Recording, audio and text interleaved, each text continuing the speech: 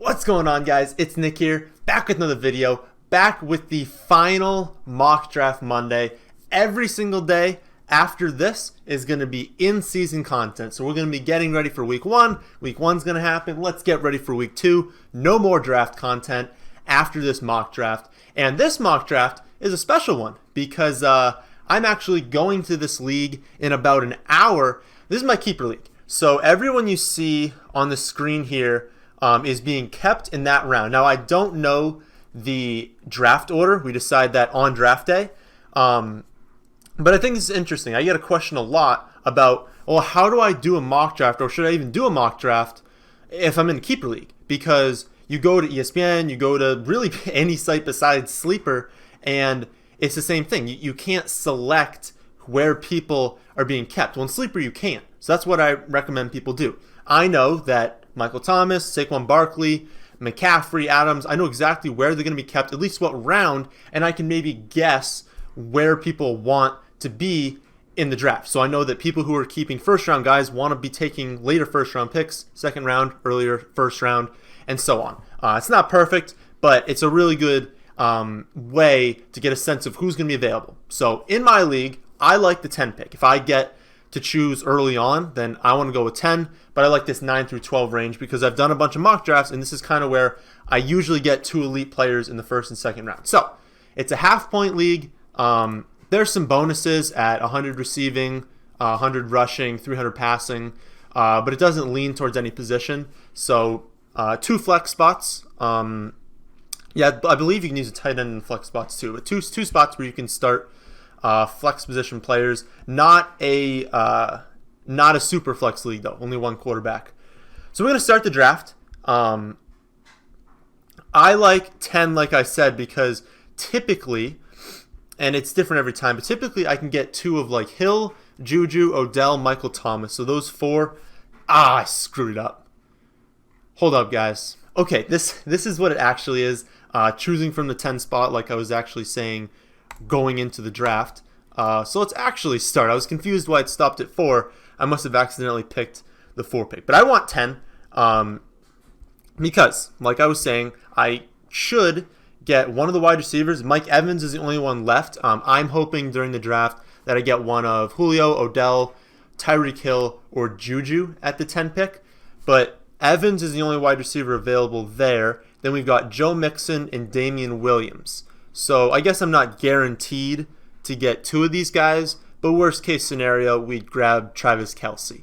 I already have Chubb, if you can see, in the 8th round, so I don't need to take a running back, but I think from what I've seen starting off, I can still get, nice.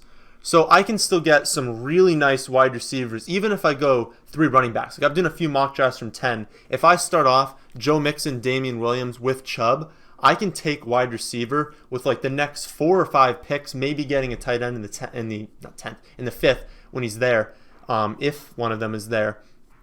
But I've been able to just go wide receiver heavy and just do really well at the end. But I would typically do that if Mike Evans were not available. So I think I'm going to take Evans here because he ends that first tier of wide receiver. I have him at 8, but honestly, you could interchange him with a few guys because of the amount of volume that he's just guaranteed to see.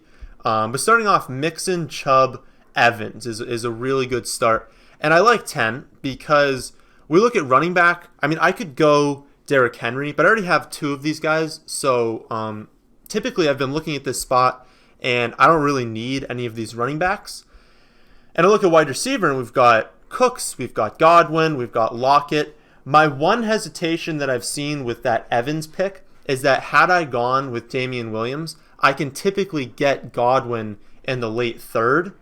Now I'm hesitant to take Godwin here, even though I normally would take him over Cooks, because I have Evans. So I do go Brandon Cooks at this pick, and if Godwin's available, which he is, then I'm more comfortable taking him because he's my 3 now, and their consolidated target share. I mean, how many people were complaining that they had Diggs and Thielen last year? It's going to be a similar situation. They're going to throw the ball a ton. It's going to Evans, it's going to Godwin, and it's going to Howard with a sprinkling to Perriman. But this team has a very, very, very consolidated target share.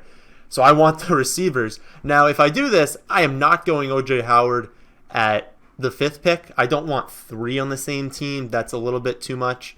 But I do have Godwin a good amount ahead of all of these receivers, which means I'm comfortable doing this again as my 3, as a flex spot. So we started off Joe Mixon, Nick Chubb, Mike Evans, Brandon Cooks, and Godwin. Remember, when you have 4 spots where you can start a wide receiver, especially if it's not standard, so this is a half-point league, we can go really wide receiver heavy after we've locked up 2 running backs. Now, it's the 5th, and I always say look at tight end in the 5th unless there's a screaming value. So we'll look at running back. We've got Latavius, Breda. Honestly, not really pumped about grabbing either of those ahead of the tight end that I want. Dede, DJ Moore, Robbie Anderson, Alshon. There's some good wide receivers left, but a lot in the same tier. So the correct choice here is absolutely to go with Hunter Henry, and it's something I'm hoping happens during the draft. Anderson and Dede go, and we still could lean towards wide receiver, given, again, like I said, that we can start 4 of them each week. But Latavius is nice, and I find myself going with Latavius at 6 here a lot because I see a little bit of a drop-off. I do really like Breda, and if I could get him in the 7th round, I'd really like that, especially if I could go Murray here, Breda in the 7th. We know I lose my 8th round pick for Chubb, but having those 4 running backs I'd feel really good about. Could go DJ Moore, but I have DJ Moore and Curtis Samuel pretty similarly. I probably wouldn't end up getting Samuel, though. Let's do this. Let's take Latavius. Let's hope we get Breda, because there's a chance we don't get Breda at the next pick. And although I'd still be comfortable with Joe Mixon, Chubb, not getting either of those 2 and kind of getting some late running backs, it's much more preferable to grab some of these guys and just feel good about like 4. Having 4 running backs you feel good about, getting you points. Then a worst case scenario, if Mixon or Chubb go down or when they get to their bye weeks, I feel fine about Latavius and Breda to throw in there as my running back 2. Would prefer after that, I don't really need points. I want upside. So every pick after I take Breda here, I'm just looking for who's got a path to breaking out and getting me into more of these flex positions that I'll be starting maybe over some of these wide receivers. I do only have Evans, Cooks, and Godwin at wide receiver. But since I really like my running backs, really like tight end, I'm fine having a little bit weaker wide receiver depth, I guess. Not weak wide receivers because they're obviously awesome. Option. We take Singletary. I've actually written down that I want to take Singletary in the 9th. If you guys obviously know at this point, McCoy is not with the Bills anymore. McCoy is actually now with the Chiefs, which I'll talk about in 40 seconds after I make this pick. So our options: MVS, Allison, Pettis. Yeah, we'll go with MVS, although Allison and Pettis are also fine. So he's with the Chiefs now. This hurts Darwin Thompson's value more than it hurts Damian Williams.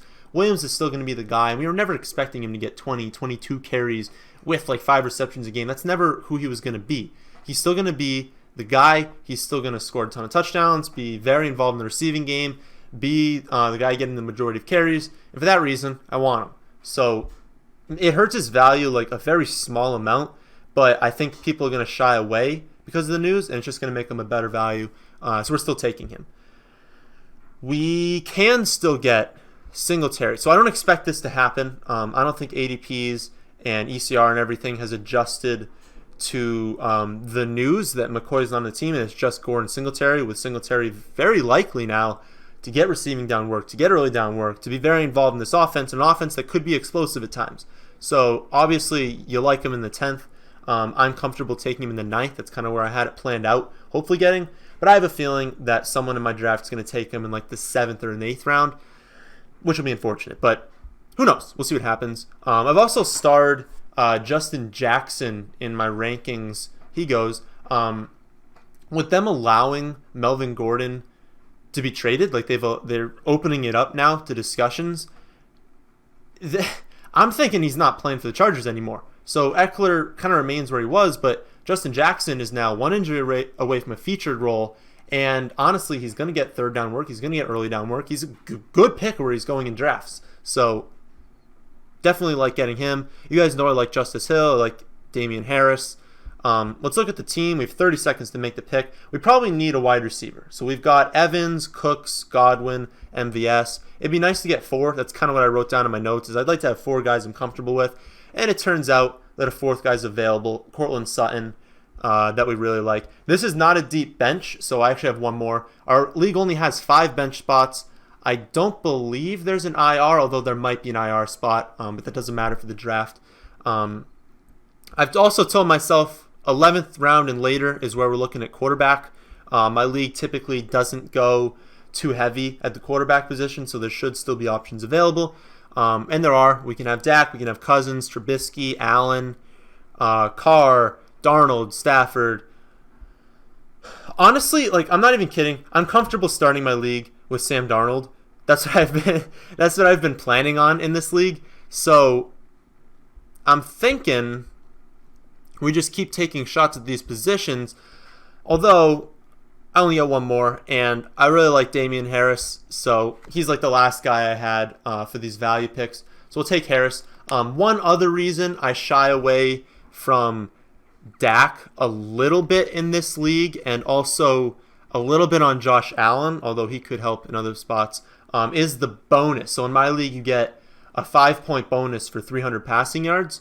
And Dak, I guess, is a little bit less likely to hit that. Josh Allen's a little bit less likely. But if Allen's going to run for 100 yards, I mean, there's 15 points right there. But I'm telling you guys, I really like Sam Darnold this season. So I'm comfortable taking him in the 13th. Our league has no kicker, and it'll force you to draft a defense with like the software that we use. Between Allen and Sam and Carr, I'm actually, after I finish this, going to look at that because I haven't fully decided which one I want. I think I'm going to end up leaving the draft with one of them. But right now, I think I'm good with taking Sam there. But I'll have to look a little bit further at that. And then defense. Whoops, not drafting the Bills. Defense, honestly, we're looking at like the Eagles have a really nice opening week. I believe they play Washington. Washington's very suspect offensive line. They're going to be down a ton. They're going to be throwing a ton. The Eagles are a really good pick. You could go Seahawks with their revamped defense. And then Cowboys, who actually I believe have been taken. So we'll go with the Eagles just because they open up as one of the best defensive plays week 1. And that's really all we care about for defenses. So let's look at the team. We've got Sam. We've got Joe Mixon.